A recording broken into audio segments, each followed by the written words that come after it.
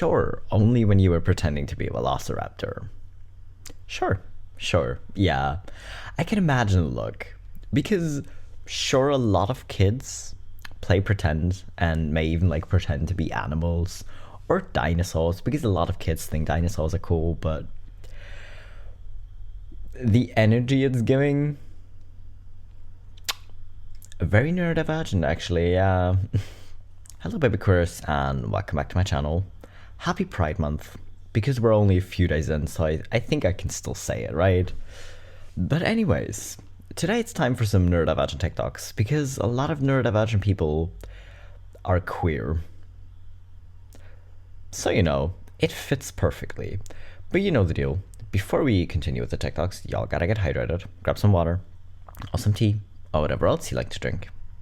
And then we'll check out some more TikToks. Are you hydrated? Good, let's go.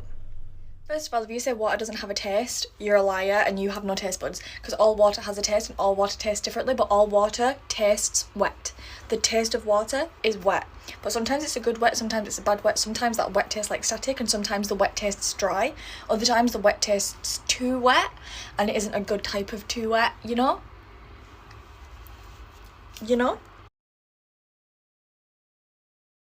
Talking about water, hoping your water right now, if you're drinking water, is the right type of wet.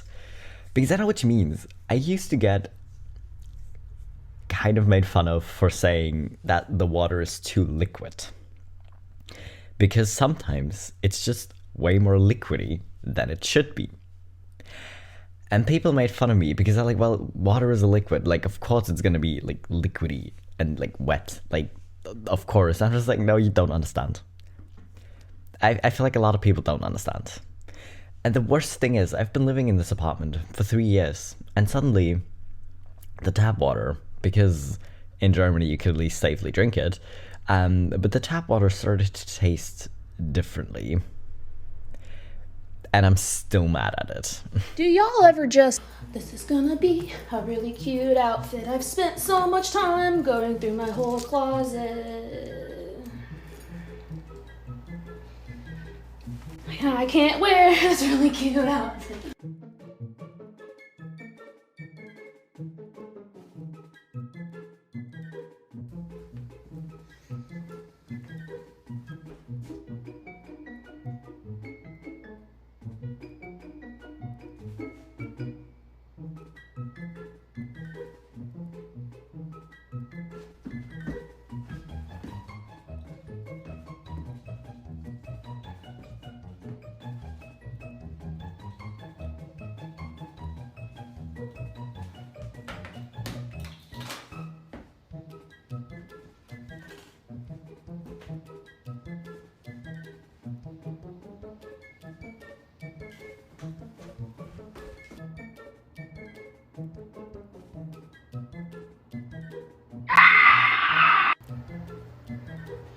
Me either! No, of course you don't know what that's like. But first, before I forget, I gotta say, I love the planned thingy, like the round planned thingy she had in the back. If you like plants as much as I do, you know what I mean. Still, but this on a constant basis, like you always want to do a task. You want to do the task. But on the way, you see other things that need to be done. So you pick up random things. Or worse yet, you put down the thing you meant to do in the first place. And then you don't know where it is anymore. And you already got sidetracked with your next quest. And then you just gotta take a nap or an overwhelm lay down on the floor sometimes. But no, of course, none of us know what that's like. None of us know what that's like. Come on. You are probably neurodivergent, high masking, late discovered femme, if this is on your FYP. And if you haven't been diagnosed autistic, ADHD, etc., listen to this one paragraph from my autism assessment and see if it sounds like you. Her profile matches that of women who have strong verbal and cognitive abilities who are diagnosed later in life. She seems to read from the situation how to interact or what to say in the moment, but does not intuitively know how to navigate and understand social situations. Her strong reasoning skills have supported her learning social expectations, but it comes at a cost in terms of her attentional and cognitive effort and does not help when she has to navigate ambiguous situations that she has not been able to learn from because they were not modeled to her. But yeah, I've learned a lot, but I still don't really get it because I'm autistic. It's very that. And I've had a conversation with someone who was like, oh yeah, no, but like we all kind of do that. Like we all like pick up phrases to say in certain situations. I'm just like, yeah, like of course we learn how to act socially from the people around us. But if you look at what a person is doing and it's like, yeah, no, what they're doing and what they're saying makes sense, and then kind of start doing that thing, it's one thing. But if you're just like, okay, this is what is expected, I don't really fully get why. Or if you keep being confused because you thought you had it figured out and you think you know what to say, but then people react wildly different. You might, you know, I'm just saying you might be.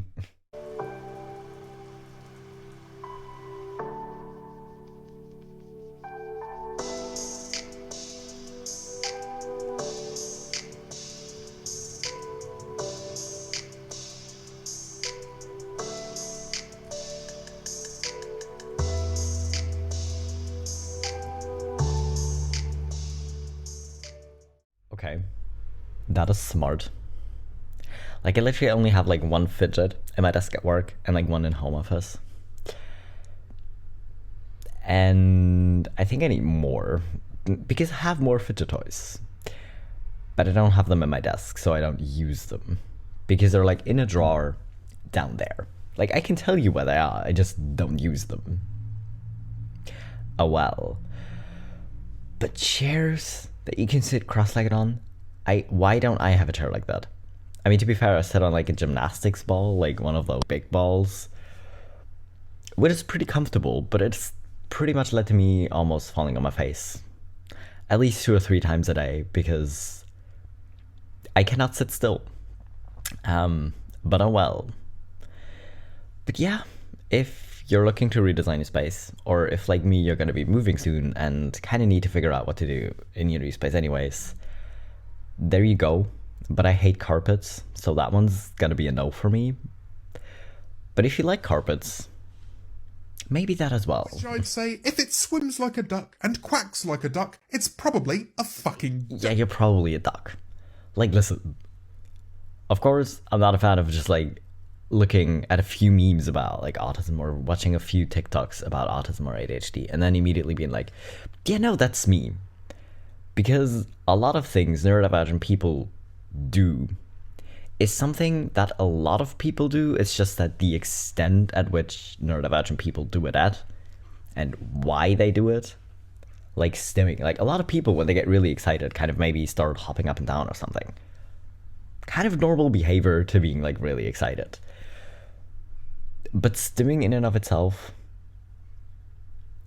to regulate your brain, not because it just feels good, but because you need to do it to regulate your brain, might be, you know, and chances are if you are neurodivergent, you've probably done more than look at a few TikToks or memes before deciding, oh yeah, no, that sounds like me, I'm just gonna think I'm autistic now.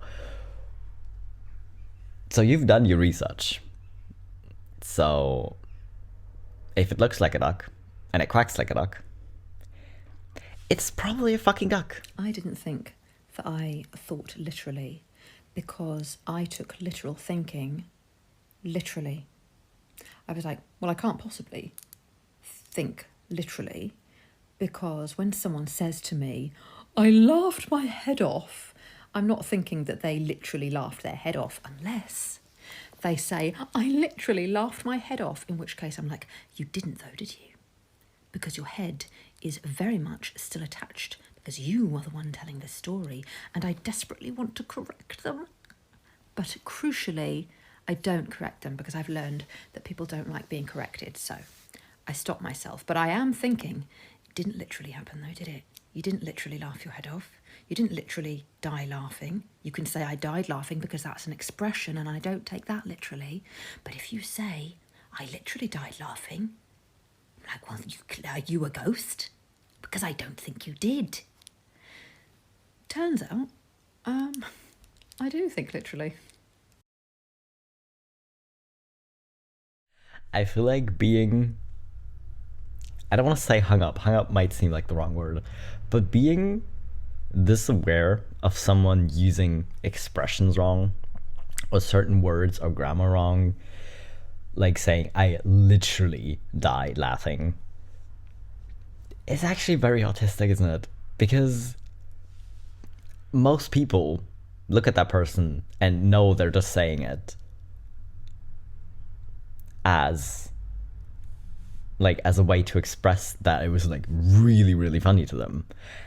And if you're autistic, you know that too. You know that's why they're saying it, but you're so hung up on the fact that they're using that word wrong because they didn't literally die laughing that you do want to correct them. Oh well.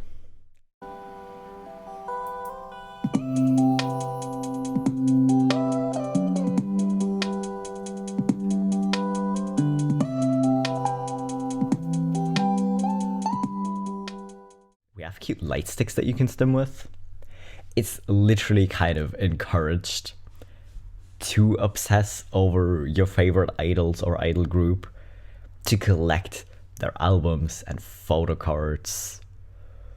And literally with the amount of content that especially like bigger groups produce, it is just so easy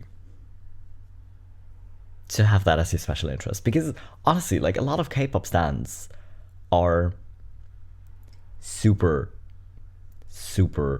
obsessed and like want to memorize everything about their idol anyways, and like know all the songs, and that's literally kind of encouraged.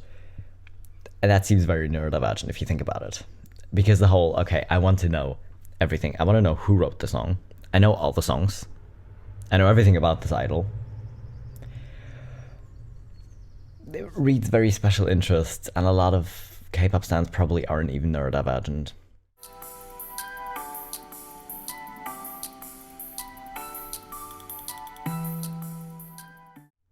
Okay, listen, there's a reason I'm doing neurodivergent TikToks. Because I love neurodivergent TikToks, but to be fair, a lot of neurodivergent people are just queer as well. So I don't know if that's where the queer people not being able to sit properly stereotype comes from in the first place, or if it's more of a general, if you're already not fucking with social expectations, you might as well sit in a way that feels comfortable to you, not in a way that is expected of you. Because if people are already gonna think you're weird, who cares if they also think you sit weird? But still, I don't know which side it comes from, probably both. But, oh well. I cannot sit normally. Just can't. Don't ask me to. One of the things about autism assessments that will forever be extremely hilarious to me is the fact that they fail to take into account autistic literal thinking when writing these questions. It doesn't shock me, it just amuses me. Like, you get questions that are like, do you enjoy correcting people? And it's like, no, I don't enjoy it because people label me a bitch when I'm just telling them they're wrong. Like, it's not my fault you're wrong. Like, factually. Or the pattern question. That always screwed me up because like autistic people, patterns, recognizing patterns, pattern thinking, whatever. I was thinking like shapes and colors, like the way that you learn patterns in grade 2. Autism assessments need to start being written by actual autistic people is what I'm saying, because neurotypicals just can't get it right.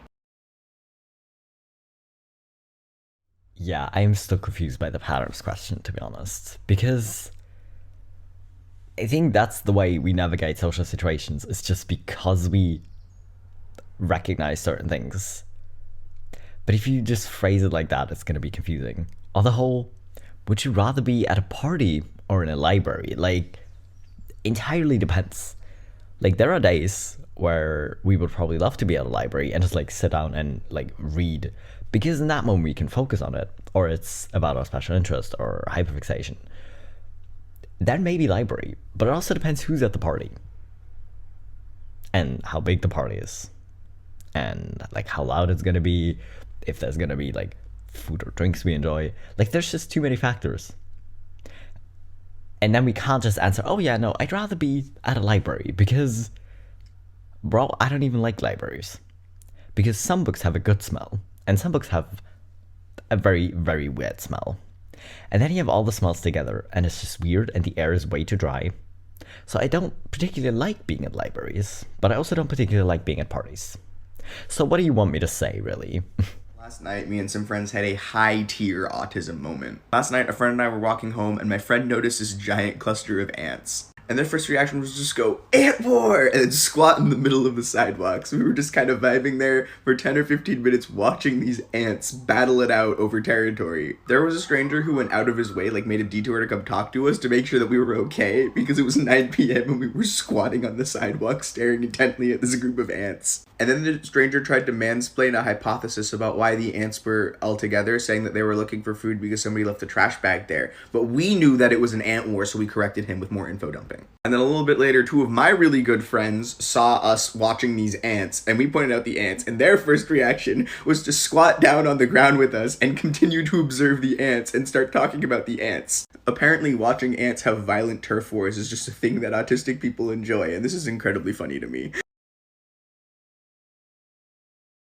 I didn't know the first thing about ants. Now I do. But that is literally fair. Because I think I would probably get dizzy because it's just like so many tiny little things like all moving in way too many different directions. I might get dizzy, but I think I would gladly join you and let you tell me about ants because I don't know anything about ants. Why not learn something about ants? You know? And listen, it's kind of nice that he came up to you to check if you're okay. Because fair if you just like see them squatting on the ground. Like listen, if it's just one person, you might be more worried because if it's a group of people, they can't all be that fucked up that they just have to squat there, right? Like if you just think they're drunk or something. But still. You know how autistic people are like, oh, there's a bad spoon, I can't use the bad spoon.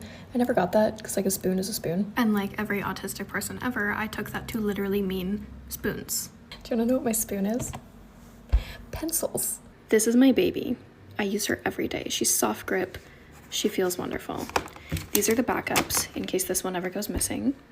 They do not have the erasers on them because for some reason the erasers feel different on these ones. I don't know how to explain it. I don't even know if they are different, but they feel different and I hate using them, so I took the erasers out. And the other day, some monster misplaced all my pencils. And I had to use this. What the hell even is that? And this also applies for pens. This is the only pen I use. It's the only one. Preferences? No. Autism. Listen. The amount of rage I feel when I get to the office and notice someone has stolen my pen is very neurotypical, of course. It's very, very neurotypical rage, you know, because like a lot of people like don't like having their things misplaced, like especially if it wasn't even them who misplaced them. Of course we hate it. Like then we need to look for new things, like we need to find another pen. Someone did actually return it later because I was asking like, wait, who sat at my desk yesterday? And they were like, oh, I took your pen, didn't I, and returned it like immediately. But still, I need my pen, come on. But fair, I did immediately, like when someone says, oh yeah, bad spoon and good spoon, I immediately, of course, I think of spoons. And by like extension, like all kind of utensils, like forks and stuff. Sure. Did not think about the fact that it also applies to other things, like pens, or mugs and glasses, or literally anything. Like I have 3 separate phone cases. But I always have this clear one on because, first of all, I can keep my K-pop photo cards in there, or at least one I particularly like in that moment. But technically, it just feels best. The others feel weird, and I don't like it. acrylic nails on. They're a visual stem, but they're also like a tactile stem. Like, it makes me feel like a little crab with my claws.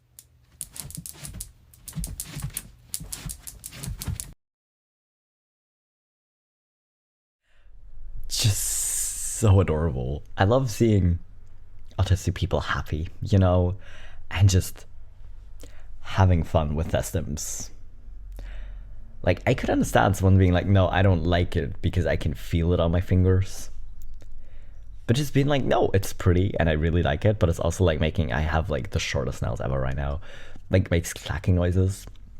It's incredibly fair. As an autistic adult, here are just some concepts that I just can't get my head around. Actually, I'm just gonna talk about one, and that is trying new things when you already know you like the old thing. For example, films.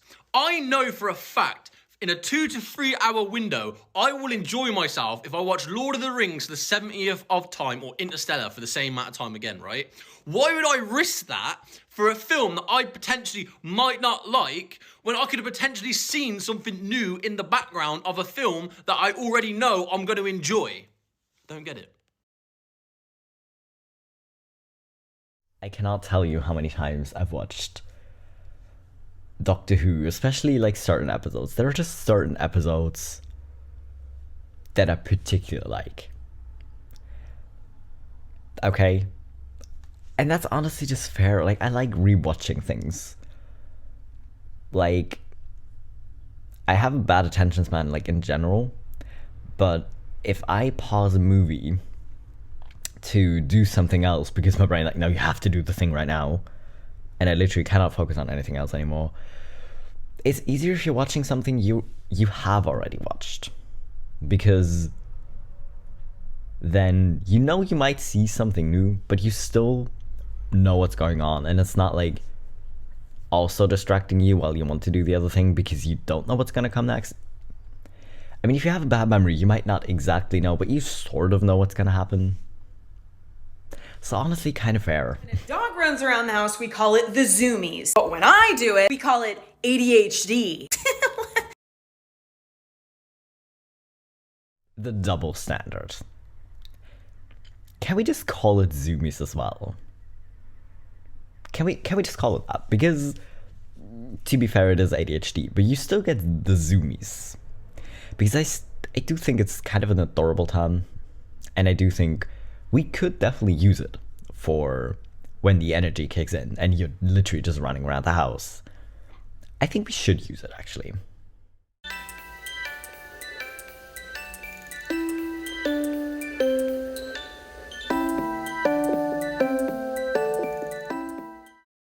I mean, if you don't know conducting, it might kind of look like it. But if you know that it's just stimming.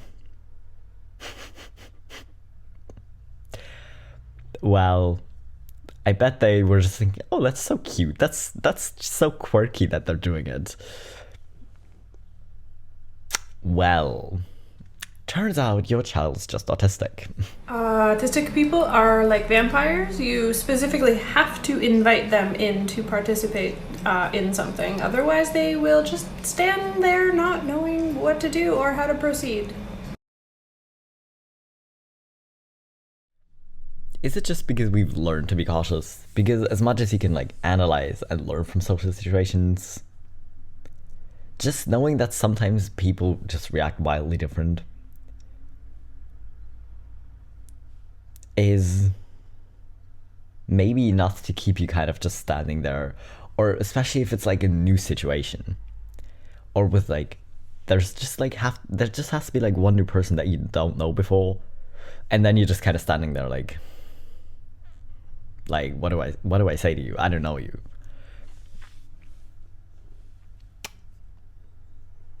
Fair. Invite us. Hey, you did something I didn't like. Would you mind explaining to me why you did it? Absolutely, and I apologize for doing something that you didn't like. Here is why I did the thing. I didn't ask for a fucking excuse. I asked for a reason why.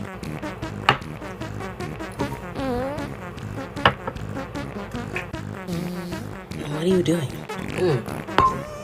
Preparing myself to deal with your goddamn bullshit. Oh, I hate it when people do that. Because they're like, why did she do that? And you explain why it made sense to you in the moment. To do that thing, you explained why you did it. And you might even say that, oh, I'm sorry, like, I didn't know it was gonna, like, affect you that way. Like, I just did it because it made sense to me in the moment. And they're just like, no, that's just a goddamn excuse. Like, I don't want excuses. I just want you to do it differently. Then don't ask why I did the thing.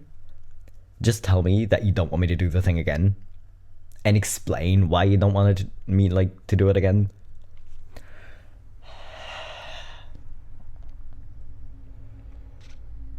Please use alcohol responsibly and not to deal with neurotypical's bullshit, because that's gonna end in an unhealthy amount of alcohol. Just a side note. So when was the last time you ate? Huh? When was the last time you ate? You haven't eaten yet, have you? Oh my god, I think I've eaten today.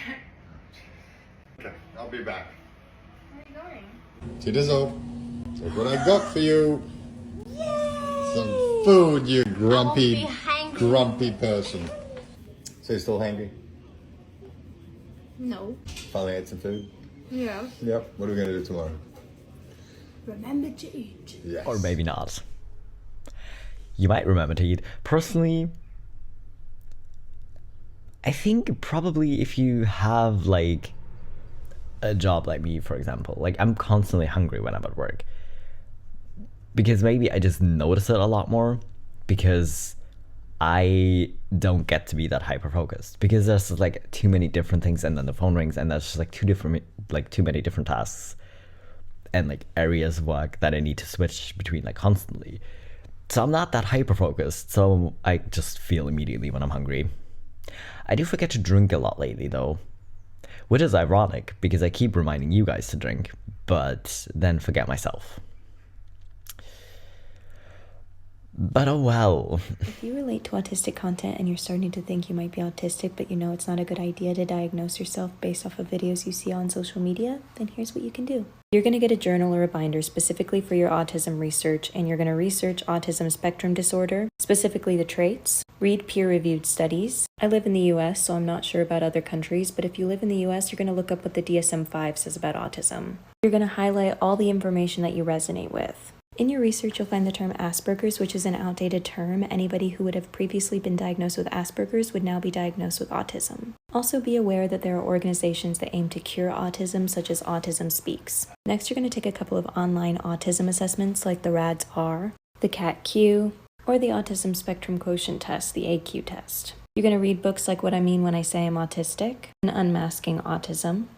You're going to read the unofficial autism checklist by Samantha Kraft. I know it says females with autism, but I honestly think this applies to people that aren't female. For example, highly intelligent, serious and matter-of-fact in nature, naive, feelings of being misplaced or from another planet, feelings of isolation, escape, imitation, repetition, collection, OCD, anxiety, autoimmune disorders, problems with eating. You can read it, you get the idea. However, a professional diagnosis is not accessible to everyone. If you're currently waiting for one or you're not able to get one and after extensive research you still think you might be autistic, then the best course of action would be to act as if it were true. To start finding ways to accommodate yourself, to start finding autistic community, to listen to and take advice from autistic people and autistic creators and not just the ones who are high masking, late diagnosed like me. And hopefully work towards acceptance and learning how to move through the world in the best way for you. I hope this helps.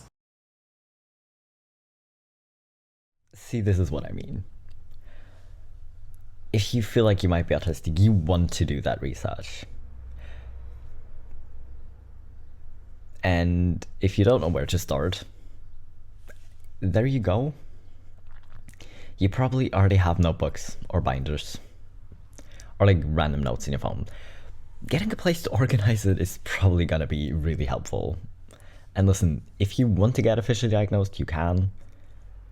But personally, I really don't think you have to. Like, if you've done the research,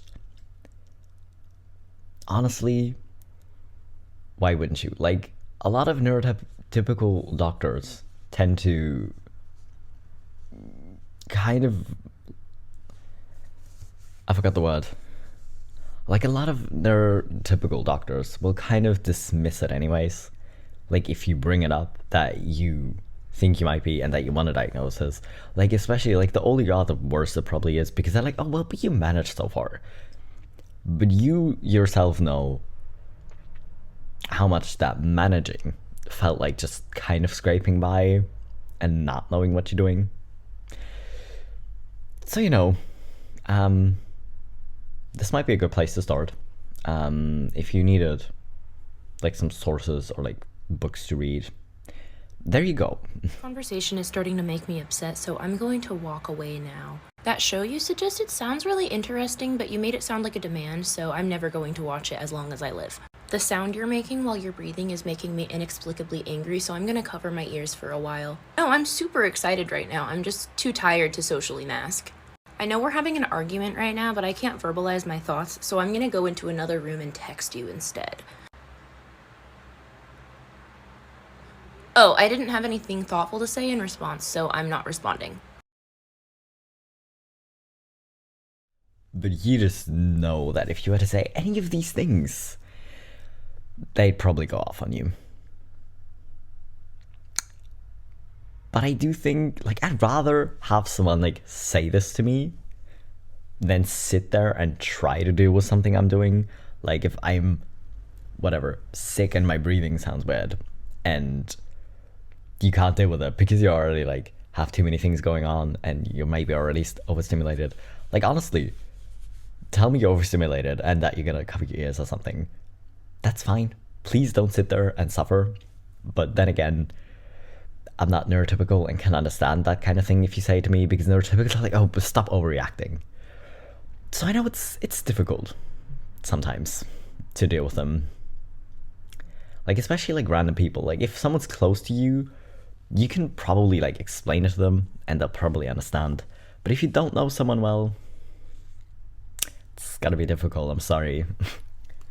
So anyways, that was all the TikToks. I'm surprised I only had, like, one specifically queer one.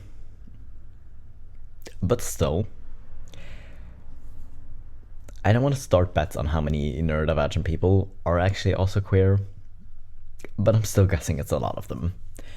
But anyways, I hope you enjoyed your TikToks. I hope you're hydrated. If you forgot your drink, maybe go drink it now. And I will be back in 3 days with my next video.